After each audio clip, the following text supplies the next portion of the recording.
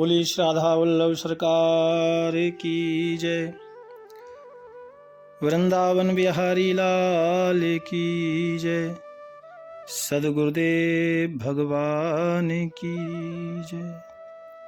ना गुरुरधिकं तत्त्वं ना गुरुरधिकं तपः ना गुरुरधिकं ज्ञानं तस्मै श्री गुरवे नमः। प्यारे भक्तों, आप सभी परम पावन परम सखा कन्हैया के श्री सूरदास जी महाराज का पावन चरित्र श्रवण कर रहे हैं।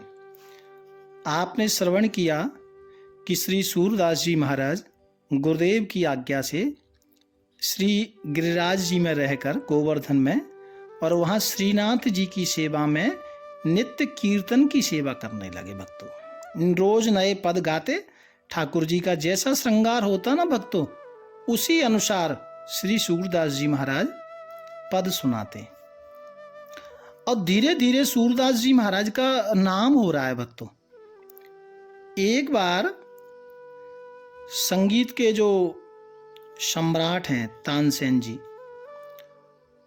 उनके मुख से अकबर के जो अकबर बादशाह है, वो बादशाह ने सूरदास जी के बारे में सुना तो तानसेन बड़ी प्रसन्नता कर रहा था कि मथुरा में एक सूरदास हैं और वो बहुत अच्छा गाते हैं और वो बहुत संगीत के प्रकांड विद्वान हैं। बादशाह ने जब ऐसा सुना तो बादशाह संगीत का बड़ा प्रेमी था, तो तानसेन ने अपने तानसेन को कहा, तानसेन ने जब ऐसा कहा भक्तों, तो तानसेन ने जब चर्चा की तो सम्राट यानी जो राजा हैं, तानसेन ने जब ऐसा बोला तो सम्राट ने सुना, राजा ने सुना, अकबर ने, और उसने इच्छा जाहिर की श्री सूरदास जी से मिलने की, दर्शन करने की। प्यारे भक्तों, अकबर ने जब तानसेन को कहा कि मुझे मिलना है तो कहा उसके लिए तो हमें मथुरा चलना पड़ेगा। तो एक बार अकबर का आगमन हुआ इधर आगरा में, और आगरा के पास में ही मथुरा है भक्तों, गोवर्धन है। तो वहां से ये अकबर श्री सूरदास जी से मिलने के लिए आए। अलग अलग मत है, कई लोग कहते हैं कि सूरदास जी को बुलाया, लेकिन मेरी दृष्टि में तो ये है, क्योंकि सूर को तो कुछ चाहिए नहीं ना, वो तो भगवान के लिए ही समर्पण है। तो अकबर स्वयं आया और सूरदास जी से मिले। सूरदास जी को अकबर ने कहा, बाबा बड़ा नाम सुना है आपका, आप कुछ सुनाओ। तब सूरदास जी महाराज ने अकबर को सुनाया, मन रे माधव सो कर प्रीत, मन रे माधव सो कर प्रीत। देखो, यहां भी सूरदास जी अपने आप को ही कह रहे हैं, है ना। मन रे, हे मन, संसार में कोई किसी का नहीं है, भगवान माधव से प्रेम करो। इस पद को अकबर को सुनाया भक्तों। प्यारे प्रभु प्रेमियों, अकबर जो बादशाह है, सूरदास जी महाराज की बड़ी प्रशंसा करने लगे। कहते हैं कि तुम्हारी देखो दृष्टि नहीं है, फिर भी तुम इतना अच्छा गाते हो, इतना सब कुछ देख लेते हो। प्रशंसा करने लगा कि आपको तो अंदर की दृष्टि आपके पास है। और सूरदास जी की बड़ी प्रशंसा करने लगा। लेकिन भक्तों, ये तो महान संत हैं। सूरदास जी ने सोचा कि अब तो कुछ ज़्यादा ही हो रहा है प्रशंसा का मामला, तो फिर सूरदास जी ने तुरंत एक दूसरा पद गा दिया, नाहिन रहो मन में ठोर, नंद नंदन अछत कैसे आनिए उर और। चलत चितवन द्योस जागत, सपन जौवती रात। हृदय ते वह मधुर मूरत, छिन्न न इत उत जात।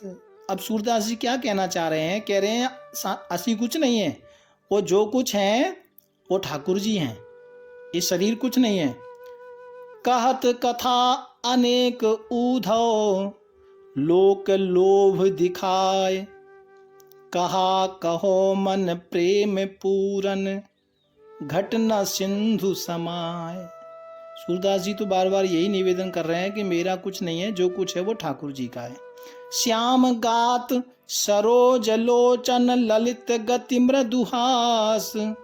सूर ऐसे दरस कारण, मरत लोचन प्यास। जितने भी सूरदास जी ने पद गाए हैं ना भक्तों, वो अपने ऊपर ही गाए हैं। सूरदास जी बार बार यही कह रहे हैं कि असी कुछ नहीं है, जो कुछ है ठाकुर जी हैं। और ठाकुर जी के दर्शन के लिए नैन तरस रहे हैं, बस ये एक लालसा। बादशाह ने, अकबर ने जब ये पद सुने तो बड़ा प्रसन्न हुआ, और जब उसने सुना मरत लोचन प्यास, तो सूरदास जी तो क्योंकि भजन पद गाते गाते समाधि में चले जाते थे भक्तों, नेत्र सजल हो जाते थे सूरदास जी के। अकबर ने कहा कि आपके पास नेत्र नहीं है, फिर भी आप नेत्रों की बार बार गल्लाएं करते हैं। तो सूरदास जी ने कहा नेत्र नहीं है, लेकिन ये जो माया रूपी जो नेत्र ठाकुर जी ने दिए हैं, या जो कुछ भी मुझे दिया है, वो तो अंदर की बात है। तो कहा इनकी प्यास बुझती नहीं है, ये भटकते रहते हैं। इनकी प्यास कब बुझेगी? बोले भगवान का दर्शन जब तक ये नेत्र नहीं कर लेते, तब तक ये नेत्र भटकते रहेंगे, तब तक तृप्ति नहीं मिलेगी। तो अकबर ने जब ये सुना भक्तों, तो बहुत प्रसन्न हो गया और सूरदास जी को प्रणाम करके कुछ देना चाहा, जो भी उपहार उस समय चलते हीरा मोती, कुछ मुद्राएं देना चाहा। तो सूरदास जी ने कहा नहीं, मुझे नहीं चाहिए। प्यारे भक्तों, और जीवन में सूरदास जी को अकबर कई बार मिला। एक बार बादशाह ने सूरदास जी को पूछा कि तुम्हारी जो कविता हैं, जो तुम्हारे पद हैं, वो तो बहुत श्रेष्ठ हैं, लेकिन तुलसीदास बाबा ने जो कहा है, जो कविता लिखी है, तो वो तुलसीदास बाबा की कविता श्रेष्ठ हैं या आपकी कविता श्रेष्ठ हैं? ऐसा प्रश्न किया अकबर ने कि जो आप गाते हैं वो ठीक है, बड़े कौन है, सूरदास जी की कविता बड़ी है या आपकी कविता बड़ी है? तो श्री सूरदास जी महाराज कहते हैं, देखो कितनी बड़ी गल्ला है, ध्यान से सुनना भक्तों। सूरदास जी कहते हैं कि मेरी कविता बड़ी है। तो अकबर ने सोचा ये कैसा संत है, अपनी बड़ाई करता है। कहा कविता तो मेरी बड़ी है। और कहा तुलसीदास बाबा, के अंदर वो कविता नहीं है। तुलसीदास बाबा ने जो लिखा है वो तो, उसे तो मैं कविता नहीं मानता, महामंत्र मानता हूं। कितना अच्छा बोला, वो तो महामंत्र है, कविता तो मेरी है। अकबर बहुत प्रसन्न हुआ इस संत की साधुता पर। प्यारे भक्तों, ये जो अकबर था ना, इसकी बहुत सी रानियां थीं, बेगम थीं, लेकिन इसमें एक हिंदू बेगम भी थी और उनका नाम था जोधाबाई। आपने नाम सुना होगा जोधा अकबर, तो ये जोधाबाई भी थी, ये हिंदू थी। भक्तों, एक दिन ये जमुना में स्नान करने के लिए तट पर आई, तो वहां जोधाबाई को एक छोटी सी कन्या मिली, और जिसे जोधाबाई ने अपनी धर्म की पुत्री मानकर उसको अपने साथ लाई और उसका पालन पोषण किया। अब वो कन्या धीरे धीरे धीरे धीरे बड़ी हो रही है भक्तों। जब वो कन्या 11-12 वर्ष की हो गई थी ना, और तो क्योंकि वो तो दिव्य कन्या थी प्यारे भक्तों, वो है कन्या रोज श्रृंगार करके, जब 12 वर्ष की हो गई थी तो रोज श्रृंगार करके महल के ऊपर खड़ी हो जाती थी और वो जमुना किनारे की ओर एक टक से नजर से देखती। इनका रोज नियम था, श्रृंगार किया वो कन्या का और रोज जमुना की तरफ देखती। तो एक दिन जोधाबाई ने पूछा, बेटी तुम रोज जमुना की ओर देखती हो, क्या देखती हो? जमुना किनारे क्या है? तो उस कन्या ने उत्तर दिया, जमुना किनारे मेरे प्राण प्रिय प्यारे, मैं श्याम सुंदर को रोज निहारती हूँ, अपने कन्हैया को मैं देखती हूँ। भक्तों, मैं आपको बताऊं ये कन्या कौन है? ये कन्या वही है ललिता सखी, जिनको उद्धव जी ने श्राप दिया था। हाँ, ये वही कन्या है और ये जोधाबाई इनको पाल रही हैं। तो जोधाबाई के विशेष आग्रह पर बताया तो उस कन्या ने कहा कि मैं अन्य पुरुष को देखना नहीं चाहती, क्योंकि मैं तो परम पुरुष भगवान श्री कृष्ण का दर्शन ही रोज करती हूँ। क्योंकि जोधाबाई को लगा पता नहीं किसे रोज निहारती हैं। प्यारे प्रभु प्रेमियों, जब जोधाबाई ने ऐसा सुना तो बड़ा आश्चर्यचकित हो गई और जोधाबाई ने आग्रह किया कि तुम रोज ठाकुर जी का दर्शन करती हो तो मुझे भी दर्शन कराओ। तो भगवत कृपा से वो जो कन्या थी उसने कहा ठीक है, और वो प्रयास हुआ, जमुना को निहारा, लेकिन जोधाबाई को दर्शन तो नहीं मिला, लेकिन मुरली की ध्वनि जरूर उनको सुनाई पड़ी। मंद मंद ठाकुर जी की मुरली की धुन जोधाबाई को सुनाई पड़ी भक्तों। और जोधाबाई का और इस बिटिया का बहुत स्नेह था भक्तों, बहुत प्यार था। अब महल में रह रही हैं देखिए, लेकिन ये बिटिया 12 वर्ष की हो गई, जोधाबाई ने किसी को बताया नहीं था, अपने ही महल में इनको रखती थी। लेकिन ये जोधाबाई थी ना भक्तों, ये महल में रहती थी। तो एक दिन इस कन्या ने देखा कि जो मेरी माँ है, जो मुझे पालन कर रही हैं, वो निराश हैं। तो पूछा कि माता आप निराश क्यों हैं? तो जोधाबाई ने कहा कि जो बादशाह हैं वो पहले मुझे बहुत प्यार करते थे, लेकिन अब उस दृष्टि से मुझे देखते नहीं है। तो उस कन्या ने कहा अच्छा कोई बात नहीं, आज मैं आपका श्रृंगार मैं करूंगी। और भक्तों, एक दिन उस कन्या ने जोधाबाई का श्रृंगार किया। अब क्योंकि ये तो ललिता सखी है ना भक्तों, राधा रानी का श्रृंगार करने वाली हैं, तो जब इनका श्रृंगार किया और जोधाबाई अकबर के सामने जब गई, अकबर ने जब जोधाबाई को देखा तो एकदम चकित रह गया। जो जोधाबाई पहले जैसे लगती उससे भी ज्यादा सुंदर लग रही थी। अकबर ने पूछा कि ये तुम्हारा श्रृंगार किसने किया? जोधाबाई ने कहा मेरी एक धर्म की बेटी है और ये श्रृंगार उसी ने किया है, वो श्रृंगार में बड़ी निपुण है। तो भक्तों, अकबर के मन में सोच अच्छी नहीं आई। तो अकबर ने कहा कि मैं उस आपकी बेटी को देखना चाहता हूँ, उस लड़की को देखना चाहता हूँ। और जब अकबर ने उस बेटी को देखा तो अकबर के मन में लगा कि मैं इसके साथ विवाह कर लूं। विवाह करने का विचार आ गया भक्तों, क्योंकि ये तो ललिता सखी है ना। केवल अकबर के मन में विचार आया कि मैं इस लड़की के साथ विवाह कर लूं। ऐसा जब उसके मन में विचार आया भक्तों, केवल सोचा, इतने में ही उसके शरीर में असहनीय वेदना होने लगी, दर्द बढ़ गया और पूरे शरीर में मानो आग जल रही हो, ऐसा अकबर को प्रतीत होने लगा। पूरा शरीर में दाह होने लगा, अग्नि प्रकट हो गई और अकबर मानो जलने लगा भक्तों। तो वैद्य को बुलाया, दवा ली, लेकिन दवा कोई काम करती नहीं भक्तों। और बड़े बड़े लोगों से ट्रीटमेंट कराया, लेकिन जितनी दवा लेते ना उतना ही और शरीर में अग्नि बढ़ रही थी। तो महापुरुषों को बुलाया गया, संतों को बुलाया गया और श्री सूरदास जी महाराज जी को भी बुलाया गया।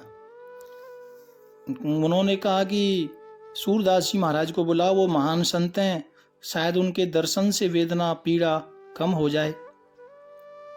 प्यारे भक्तों, सूरदास जी महाराज को सूचना दी और वो वहां आए। तो सूरदास जी महाराज को पूछा क्या कारण है। उन्होंने कहा देखो, इनको कोई रोग नहीं है, इनके मानसिक मन के द्वारा कोई पाप हुआ है इनसे। जो काम इनको नहीं करना चाहिए वह काम हुआ है। जलन पीड़ा जो हो रही है ना, उसका कारण ये है कि जिस कन्या के लिए इन्होंने विवाह करने के लिए विचार किया है ना, वो कन्या कोई साधारण नहीं है। वो तो भगवान श्री कृष्ण की प्रिय सखी ललिता जी हैं। और सूरदास जी ने जब ऐसा बोला तो बोले तुम्हें मेरी बात पर विश्वास नहीं होता ना, तो जाओ देखो, प्रमाण के लिए उसकी जांघ पर एक तिल है, एक चिन्ह है। प्यारे भक्तों, देखा तो वास्तव में यही था। ऐसा सूरदास जी ने जब बताया तो बादशाह को लगा अरे मुझसे तो बड़ी भारी पाप हो गया, बड़ा पाप हो गया। प्यारे भक्तों, फिर वापस उस कन्या को दरबार में बुलाया और दरबार में अब ये जो अभी प्रसंग आया ना कि पैर पर जो तिल है, निशान है, वो निशान कैसे पड़ा उसके बारे में भी मैं आपको बताऊंगा। वो निशान भी द्वापर का है भक्तों, उसके लिए मैं आपको बताऊंगा आगे। प्यारे प्रभु प्रेमियों, श्री सूरदास जी महाराज भी दरबार में थे। उस कन्या को लाया गया तो वो तो ललिता सखी थी, और जैसे ही सूरदास जी महाराज को उस कन्या ने देखा तो वो कन्या बोल पड़ी, ललिते तो ही बूझत साह जहां। सूरदास जी या जो सेवक थे उन्होंने ऐसा समाचार दिया, बोले तो उस कन्या ने सभा में आके देखा तो वो सूरदास जी को पहचान गई और केवल इतना बोली, उधाओ तज श्याम तुम यहाँ कहाँ। इतना बोला हो तो ये भी उद्धव थे ना, और वो ललिता सखी थी। तो ललते तो ही बूझत सा जहां, उस कन्या ने कहा उद्धव तज श्याम तुम आए कहाँ। इतना कहकर वो कन्या योगाग्नि द्वारा अपने शरीर को उसने भस्म कर लिया, उसी परिकर में सबके सामने भक्तों। क्योंकि भगवान ने कहा था ना कि तुम्हारा जब दोनों का मिलन होगा ना तो उसी वक्त ललिता मेरे पास आ जाएंगी और तुम बाद में आओगे। प्यारे भगवत प्रेमियों, तो बाद में सूरदास जी ने अपने शरीर को त्यागेंगे, क्योंकि अभी तो बहुत प्रचार भगवान का करना है। प्यारे भक्तों, आज श्री सूरदास जी महाराज भगवान को नित्य प्रति पद सुनाते हैं और भगवान श्रीनाथ जी की सेवा निरंतर करते हैं। प्यारे भक्तों, अब बस यही काम है सूरदास जी महाराज का कि रोज रोज पद सुनाना ठाकुर जी को, और रोज रोज भगवान की लीलाओं का गुणानुवाद करना, और रोज रोज भगवान के पदों को गाना। तो सूरदास जी का नियम ये था भक्तों कि वो सुबह मंदिर में जाते ना तो पुजारी जी ने, दिखता तो था नहीं बाहर से, लेकिन पुजारी जी ने जैसा श्रृंगार किया होता ना भक्तों, वो वैसा ही पद गाते। एक एक वस्तु का, नख का कौन सा चंदन लगाया है, चंदन बीच कौन सा टीका लगाया है, किस रंग का वस्त्र है, कैसी माला है, ठाकुर जी के चरणों का श्रृंगार कैसा है, हूबहू वैसा ही पद गाते। रोज का नियम था भक्तों, मतलब अंदर से साक्षात दर्शन ठाकुर जी के उनको होते। एक बार विठलनाथ जी के पुत्रों ने इनकी परीक्षा लेनी चाहिए कि ये सूरदास जी रोज आते हैं और जो हम श्रृंगार करते हैं वैसा ही पद गाते हैं, तो इसका मतलब इनको कोई जाके बता देता है कि आज ऐसा ऐसा श्रृंगार है और ये वैसा ही आकर गाते हैं। प्यारे प्रभु प्रेमियों, आषाढ़ का महीना था, गर्मी का दिन, ये जो गर्मी अभी पड़ रही है ना, गर्मी का ही समय था। तो उन्होंने कहा कि आज सूरदास जी की परीक्षा लेते हैं कि आज देखते हैं क्या वाकई सूरदास जी को कोई जाके बताता है या इनको ठाकुर जी का दर्शन होता है। तो अतः श्री नवनीत प्रिया जी को आज जो वहाँ के पुजारी जी थे उन्होंने वस्त्र धारण नहीं कराए और क्या किया, मोतियों का श्रृंगार किया और एक कमर में करधनी, मोतियों की करधनी केवल ठाकुर जी को पहना दी कि आज देखते हैं। अब सूरदास जी की परीक्षा ले रहे हैं कि आज देखते हैं कि सूरदास जी क्या गाते हैं, है ना, और कैसा दर्शन इनको होता है, आज पता लगेगा सच्चाई का। सूरदास जी को कुटिया से लाके हाथ पकड़ के और मंदिर के सामने ठाकुर जी के सामने बिठाल दिया और सूरदास जी को कहा, महाराज आज के श्रृंगार का वर्णन करो। सूरदास जी ने देखा और 1 मिनट चुप रहे, फिर हंसने लगे सूरदास जी। तो वहाँ जो सेवादार पुजारी गोस्वामी जी थे उन्होंने कहा, क्या हुआ? सो सूरदास जी ने अपना तानपुरा उठाया और गाना आरंभ किया। और सूरदास जी क्या गा रहे हैं भक्तों?